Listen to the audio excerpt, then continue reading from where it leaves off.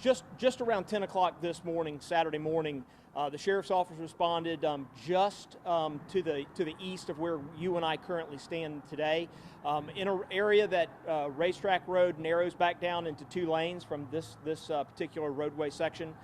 In that section, there is a slight curve, and there were 2 individuals who were riding bicycles along the bicycle lane on the shoulder of the road. A vehicle which we currently have described to us as a dark-colored 4-door sedan car, possibly a crossover, and it was also identified as being driven possibly by a black male wearing an orange shirt. Now, many times preliminary information like this we find later not to be accurate, but that's all we know at this particular point in time of that vehicle. The vehicle was last known to be traveling past this point where we now stand, going westbound on Racetrack Road. As you know, directly behind you is an intersection that will take you north, south, west, and you can continue in multiple different directions and then in multiple different communities. So we do not know where the vehicle is. We have a wide range of resources here on site.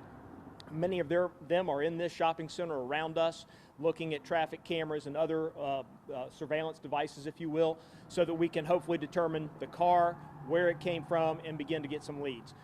And so at this point in time, we unfortunately today have 2 deceased individuals who were struck by a car that did run from the scene.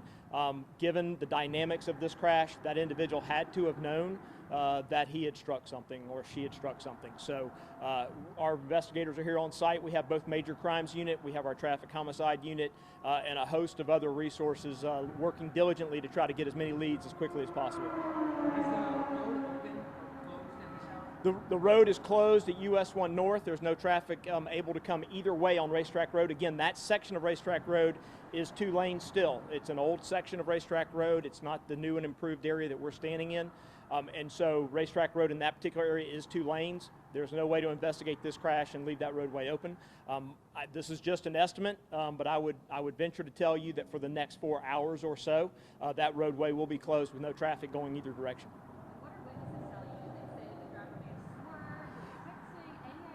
We do have some statements from some of the eyewitnesses. Obviously, way too early to disclose that. We want to have further, more in-depth interviews with those individuals. As you know, after seeing any type of traumatic event like this, we want to give people a chance to catch their breath. While our detectives come in, we let them work in many different directions to try to take leads and get leads into this case. And so that's what is going on. Those individuals will be re-interviewed here very soon. And we hope to garner additional information that leads us to whoever the driver of this car is. Are you aware of any bicycle events going on today here in the county? This is, just so you know, this does not appear to be what we would call your recreational bicyclist type event where, we have a group of individuals out riding together. These were 2 individuals who were out. The bicycles are not racing cycles. There's someone out leisurely riding their bicycles along the roadway. I can't give you any information right now on their identities. We are working to confirm their identities. And again, as you know, we as the St. Johns County Sheriff's Office, the first people that we want to talk to about identification is the family members. That's the appropriate way to handle this. That's the way we're going to handle it. And so we don't want to get ahead of ourselves with any information. We do know gender. We do know approximate ages to some degree, but again, we're going to keep that to ourselves until we can find the loved ones that these individuals belong to and have that conversation with them first. You mentioned individuals were killed in this crash. Do we suspect the vehicle involved might have front-end damage? Absolutely.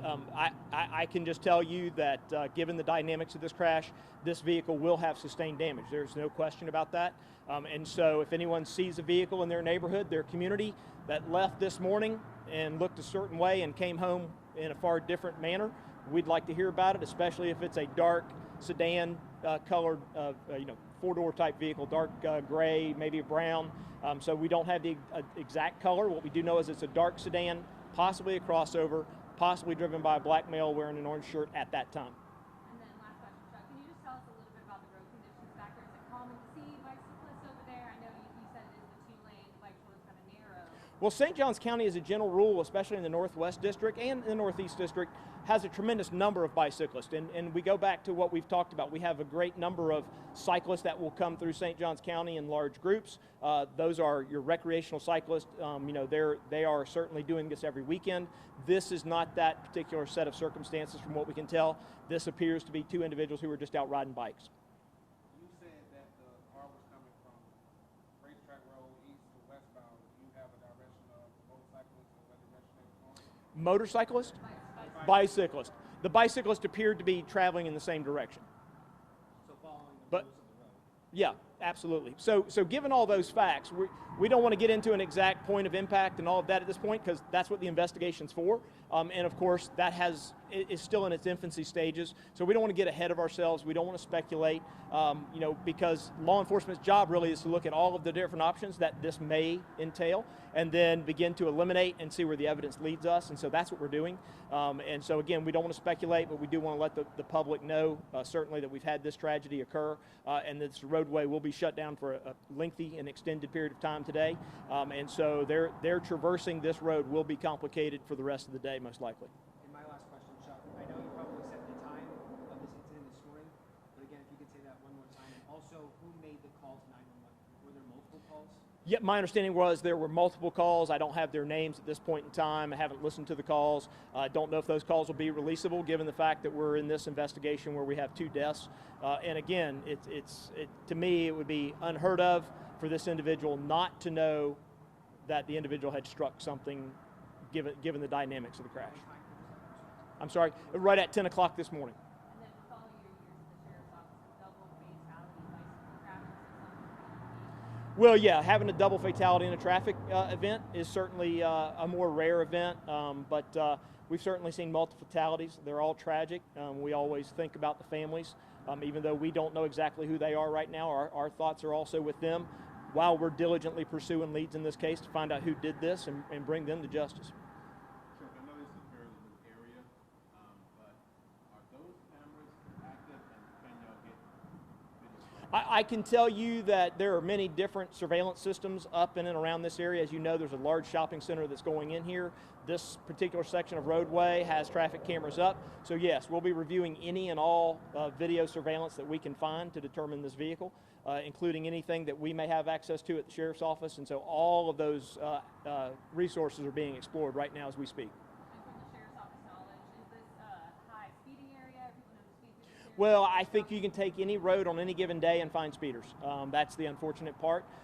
In this particular case, we'll have to look at the debris field, what the dynamics are, the crush factor. There's other applications that get into the investigation side, but we'll look at all those dynamics to determine what the speed was, and we'll be able to get to that fairly accurately.